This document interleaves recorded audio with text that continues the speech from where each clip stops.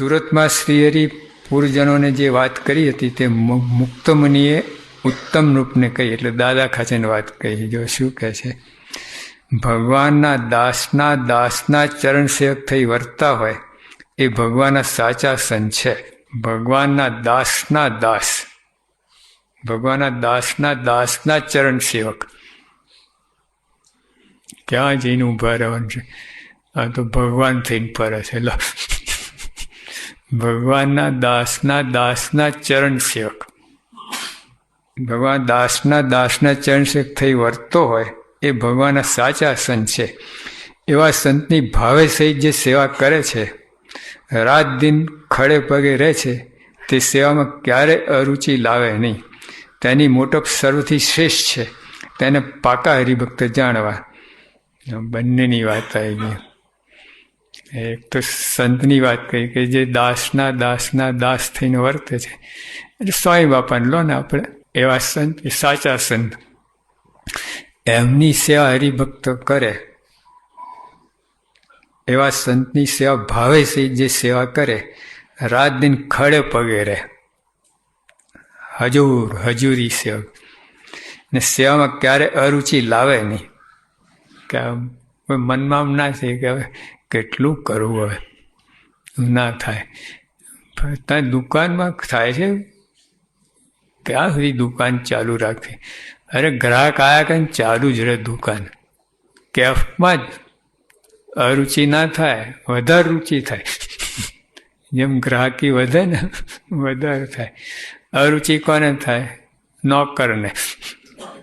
હા, એને બગાસા શરૂ થઈ ગયા. આ મરી ગયા, આટલા બધા ગ્રાહક આવીને ઊભા છે, આ શેઠ છોડશે નહીં, દુકાન ટાઈમસર બંધ નહીં કરે, અને આપણો મરો.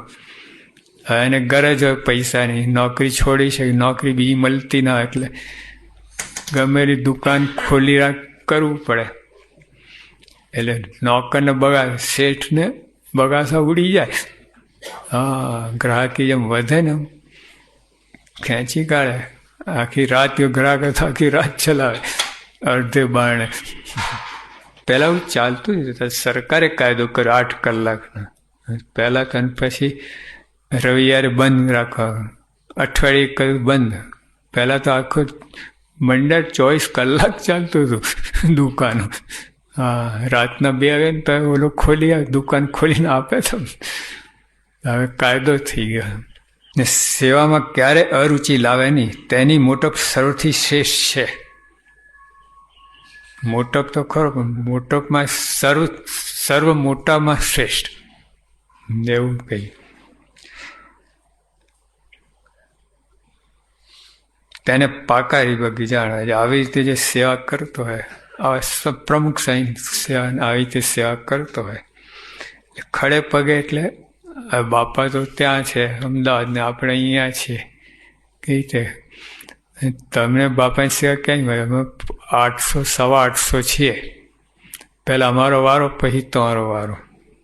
હા, તો સેવા છે એમના વચન. હા, વચન એ સેવા જ છે. વચન પ્રમાણે કરે. જો નથી કે મન કર્મ વચને સેવા, તન મન ધનથી સેવા. એટલે એમાં કુટુંબ નહીં જોડે, પોતે એકલો ના, ધન ધામ કુટુંબ પરિવાર બધાને અંદર જોડી દે.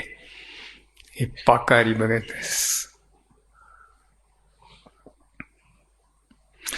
જીવ જ્યારે શ્રીને શરણે થઈને ભજે, ત્યારે તે બંધનથી છૂટે. દાસ થઈને જે વર્તે તેની સમજણ સાચી છે. દાસનો પણ કેટલો મહિમા છે. સર્વસ્વ આવી ગયું દાસ, કાંઈ બાકી. બધે આમ પકડ્યું, બધેથી ખેંચીને લાયા, દાસ ભાવમાં ગોઠવી દીધું. દાસનો એક ટોપલો સમજો. એમાં જ્ઞાન, ભક્તિ, આ તે અનંત ધ્યાન, ધારણા બધું અંદર ભરતા જ ગયા મહારાજ દાસના ટોપલા. એ ટોપલો ઉપાડો, દાસ પણ ટોપલો.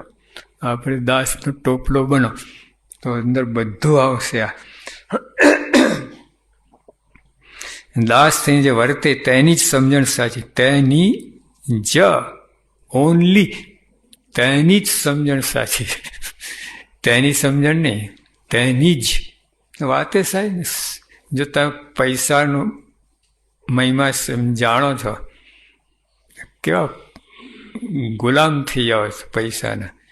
હા, પૈસા માટે ફના થઈ જાય છે.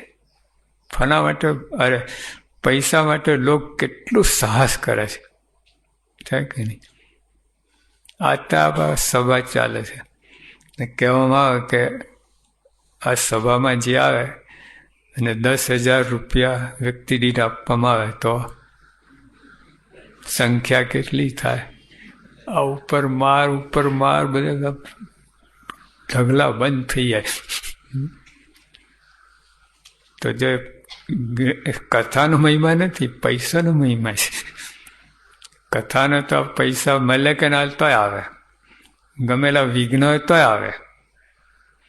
એટલે જે એટલા માટે મારે કે દાસ થઈને વર્તે છે તેની સમજણ સાચી છે. હા, જો ખરેખર સમજણ હોય ને તો દાસ થવાય જ, એનું વર્તન સરળ પડે.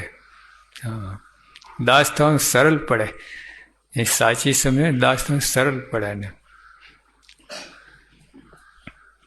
આત્મ સ્વરૂપે વર્તનારા દાસ પણ ભૂલી જાય છે, તેથી કર્મ બંધન રહે છે. લો, શું કહ્યું? આત્મ સ્વરૂપે વર્તનારા દાસ પણ ભૂલી જાય છે. એટલે આત્મ સ્વરૂપ વર્તનાર અંદર દાસ પણ હોવું જ જોઈએ. પ્લેટફોર્મ આત્મ સ્વરૂપ વર્તવું હોય ને તો દાસ પણ પ્લેટફોર્મ ઉપર ઊભા રહીને કે બેસીને આત્મ સ્વરૂપ ચિંતન કરવું. એવું જ કહ્યું, પ્લેટફોર્મ પાँव ધરણ કો ઠેકાણો. ભગવાન તમારા વિના કોઈ મારું નથી. ગઈકાલે ખરી ભગત આવ્યા હતા, મળ્યા હતા, મને બધી વાત કરી. કે મેં કહ્યું તમને લાગે ભગવાન વિના કોઈ આપણું છે? સાવ સાચી વાત છે. એવું જ છે. પાँव ધરણ કો ઠેકાણો. અને ભગવાન એવું કરે જ છે, એવું ગોઠવણ કર્યા કે તમે એમને શરણે જાઓ. હા, અમે છે ને અક્ષરભુવનમાં યોગી આપણે ઉપર પેલું માર કયું છે, યજ્ઞ પુરુષ સભાગૃહ. તો યોગી આપા કહે કે હોલ હિન્દુસ્તાનમાં ના એવું બનાવો. મને નિષેધ સાંઈના બાપાએ વાત કરી. એટલે અમે તો રોજ સવારે નીકળી પડીએ બધા હોલ જોવા માટે. મુંબઈના બધા ભાઈદાસ હોલ, પછી આ બધા હોલ અમે જોયા. અને આ લોકોને ટાઇલ્સ પાથરવાની હતી. અમને કહે કે તમે જલ્દી કરો, કંઈ નક્કી કરો કે જો આ છે સારામાં સારી 144 રૂપિયા ગ્રોસ વાળી તે તમે કહે હજુ રોકાઈ જાઓ. ઓલા લોકો મજૂરના પાસે ચડતા હતા પૈસા, એટલે 74 રૂપિયા ગ્રોસ આવી પાછી હતી. કાળી પેલી તો ખર ત્યાં ગમેલું ધોન તો ગંદી જ લાગે. એટલે બે માથું કૂટતા બાપા ત્યાં તપાસતા આવીને બાજુમાં બેઠા. બાકી શું કેમ હોલ બનાવવાનું છે ને આપણે, કેમ બેઠા છે? બાપા હોલ થઈ ગયો. એટલે યોગી આપણને પોતામાં જ જોડવા હતા. માલ અહીં હતું, આપણે બીજું બધું કરે રાખે. એમની આજ્ઞાથી મનમાં આવે ને એ ટૂંકમાં એ નજર બહાર ના જવા જોઈએ.